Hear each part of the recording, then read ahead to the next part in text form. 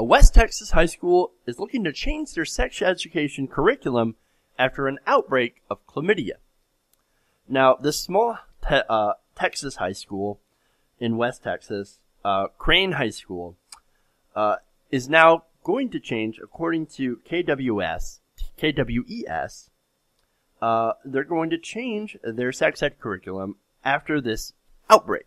Now, this outbreak affected 20 students out of the school of 300, and the CDC had actually called this an outbreak of epidemic proportions. Oh, that's amazing. That is a lot. Okay, so that's about 10% of the student body that was getting a little busy with their bodies and ended up with chlamydia.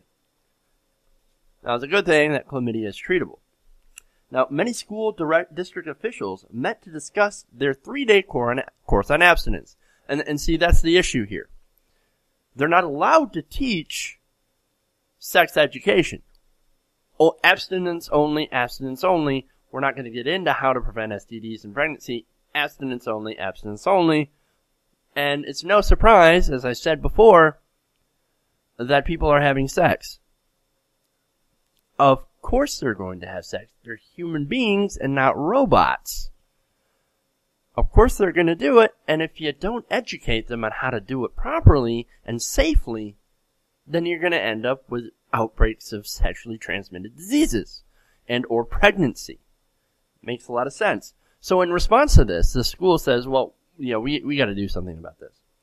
Now, they want to include a discussion in their 3-day curriculum on abstinence only on how to mitigate the risks of STDs. They want to talk about STDs and say, look, this is what this is. Don't get it. Now, unfortunately, Texas has banned sex ed in schools statewide. So they can't actually teach it.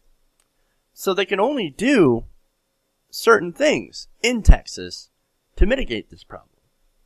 Now, according to Superintendent Jim Rummage, who is the school superintendent of the district, quote, "We do have an abstinence curriculum, and that evidently ain't working." Remember, this is Texas. We need to do all we can, although it's the parents' responsibility to educate their kids on sexual education. It's the parents' job because Texas law says you can't. You can't do it in the school, so who else does it fall on? It falls on the parents.